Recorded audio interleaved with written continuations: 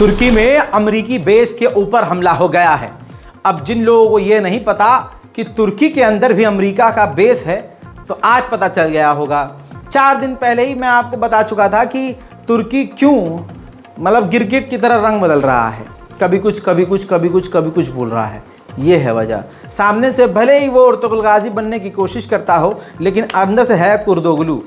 दोस्तों, अपने ही देश में अमेरिका का बेस मौजूद है उसके, और आपको बताऊं, एर्दोगान ने खुद परमिशन दी है। वहाँ पर अमेरिका की तमाम ताकतें मौजूद हैं, यानी तीनों सेनाएं मौजूद हैं। हत्ता कि मैं आपको ये भी बता चुका हूँ कि अमेरिका के ड्रोन और अमेरिका के फाइटर जेट तुर्की से भी उड़ान भरकर इजराइल की मदद कर रहे हैं इस नरसंहार में। कुर्दोगलू कहीं का।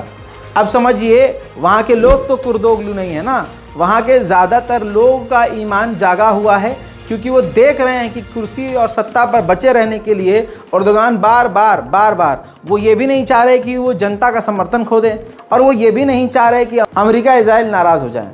तो आप देख रहे हैं क्या चल रहा है। अब वहाँ की जनता ने जो तुर्की के अंदर, ये तस्वीर देखिए, तुर्की के अंदर जो अमेरिका का बेस है वहाँ पर अटैक कर दिया। भीड़ इकट्ठा हुई और वहाँ पर पत्थरबाजी, नारेबाजी के साथ वो भीड़ वहाँ पहुँच गई। उसके बाद तुर्की की ही सेना ने अपने ही लोगों के ऊपर हमला किया, सैकड़ों को गिरफ्तार किया, स्मोक गन चलाई, हवा में फायरिंग करी, लाठीचार्ज करी। जैसे तैसे अमेरिका के बेस को तुर्की ने बचाया। उधर लेबनान के प्राइम मिनिस्टर ने कहा है कि इजराइल जो हमारे खिलाफ, लेबनान के खिलाफ एग्रेशन दिखा रहा है, इसकी हम कंप्लेंट यूएन में डालेंगे। बताइए, यूएन खुद ही कुछ नहीं उखाड़ पा रहा है इजराइल का। सच्चाई ये है कि वो यूएन के चीफ एंटोनियो गुटेरेस से इजराइल कह रहा है कि इस्तीफा दो, क्योंकि एंटोनियो गुटेरेस ने साफ सुथरी बात कर दी, इजराइल के खिलाफ सारी बातें बता दी। तो वो देश जो यूएन को कुछ नहीं मानता, लेबनान कह रहा है कि हम यूएन में जाकर शिकायत करेंगे। बहुत बढ़िया, बहुत बढ़िया। आगे बढ़ते हैं दोस्तों। यूएन ने वैसे ही हाथ खड़े कर दिए हैं। यूएन ने गाजा के अंदर से ही नोटिस जारी कर दिया है और कह दिया है कि हमारे झंडे के नीचे, हमारी बिल्डिंगों में टोटल गाजा के अंदर 6 लाख लोगों ने शरण ले रखी है, जिनको अब हम बचा नहीं सकते, क्योंकि इजराइल हमारी बिल्डिंगों पर भी, यानी यूएन की बिल्डिंगों को भी उड़ा रहा है। हमारे खुद के 40 से 50 कार्यकर्ता, यूएन के कार्यकर्ता मारे गए हैं। बताइए, जो यूएन को ही मार रहा हो, आप यूएन से शिकायत करने जाएंगे उसकी? अमेरिका की 600 एनजीओ ने एक साथ मांग की है कि गाजा के अंदर जो हमले हो रहे हैं उसको बंद होने चाहिए और सीज फायर इसी वक्त होना चाहिए। हालात काफ़ी गाजा के ख़राब हो चुके हैं। उधर मेरे दोस्तों, नेतन्याहू के पास अच्छा खासा बहाना है। देखिए, ये सब सिर्फ फर्जी चीज़ें हो रही हैं। इजराइल को बहाने की तलाश थी, हमास ने वो बहाना दिया जिसका वो भरपूर फ़ायदा उठा रहा है और पूरे गाजा पर कब्जा करने का उसका प्लान है। पहले की रिपोर्ट में आपको बता चुका हूँ। वहीं आपको बता दूँ कि सीज़ फायर की मांग पूरी दुनिया उठा रही है। सारी दुनिया कह रही है कि सीज़ फायर हो, सीज़ फायर हो, सीज़ फायर हो। एक बार फिर से, बिल्कुल अभी कुछ देर पहले का बता दूं बयान आपको, नेतन्याहू ने कहा है कि जब तक 250 लगभग हमारे जो कैदी वहां फंसे हुए हैं, जब तक वो सारे के सारे वापस नहीं आ जाते, सीज़ फायर होगा ही नहीं। अब उधर जो है हमास कह रहा है और गाजा कह रहा है कि सीज़ फायर हो तो हम लोगों को छोड़ें। दोस्तों, दोनों ही अपनी अपनी बात पर अड़े हुए हैं, और हालांकि सच्चाई यही है कि इजराइल को बहाना चाहिए और इजराइल को बहाना मिला हुआ है। दोस्तों, यमन ने एक बार फिर से बैलिस्टिक मिसाइल जो हैं बहुत ऊंचाई से दागी, क्योंकि सऊदी अरब रोक रहा है। समझ लीजिए, स्पेस के अंदर, आसमान में, अंतरिक्ष में जाती है मिसाइल और फिर नीचे बड़ी तेज़ी से इजराइल पर गिर रही थी।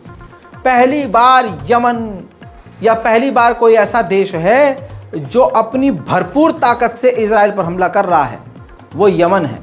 अल्लाह यमन को सलामत रखे।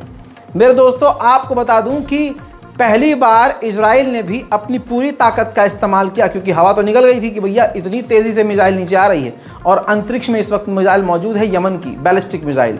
तो इजराइल ने अपनी सबसे बड़ी, जो दुनिया की सबसे मजबूत एयर डिफेंस सिस्टम है, एरो 3, उसको दागा अंतरिक्ष में ही। अभी यमन की मिसाइल अंतरिक्ष में है और नीचे से इजराइल की एरो 3 की मिसाइल अंतरिक्ष पहुँच गई और जाकर उसने अंतरिक्ष में ही रोका है। यानी सिट्टी पिट्टी गुम कहीं ना कहीं इजराइल की हो रही है, क्योंकि करोड़ों रुपए का ये डिफेंस सिस्टम है और उससे निकलने वाली मिसाइलें भी करोड़ों रुपए की हैं। तो सोचिए इसका नुकसान तो हो ही रहा है। दोस्तों, इराक पहुंचने वाला है अमेरिका का विदेश मंत्री एंटोनी ब्लिंकन। इस पर इराक में मौजूद कताइब हिजबुल्लाह ने धमकी दी है। कताइब हिजबुल्लाह यहीं का इराक का ही संगठन है। कहा है इराक से अमेरिका का कोई लेना देना नहीं है और उसका यहाँ हम स्वागत नहीं करेंगे, जिससे साफ जाहिर है कि अमेरिका के विदेश मंत्री अगर इराक में उतरेंगे तो खतरे में पड़ेंगे। उधर ईरान के डिप्यूटी फॉरेन मिनिस्टर ने कहा है इजराइल पागल कुत्ता हो गया है, बिल्कुल पागल कुत्ते के तरह बिहेव कर रहा है। वो किसी की नहीं सुन रहा है और बस काट रहा है, मार रहा है और जुल्म कर रहा है। در واقع با تمام امکانات و ابزارشون دارن انجام میدن. این جنایت هم چرا دارن انجام میدن؟ برای اینکه از مردم فلسطین که فکر نمی‌کردن یک همچنین به اصطلاح شجاعتی، ابتکاری و شگفت آفرینی رو داشته باشن دارن انتقام میگیرن. وگرنه شما توی مثلا با کودک کشی یا آدم کشی که نمیتونی اون. बहरहाल फिलहाल की रिपोर्ट में इतना ही। जल्द लौटूंगा और भी बड़ी जानकारियों के साथ। चैनल को रिफ्रेश करते रहिए, चैनल को सब्सक्राइब जरूर कीजिए और रिपोर्ट को शेयर करना मत भूलिए। जय हिंद।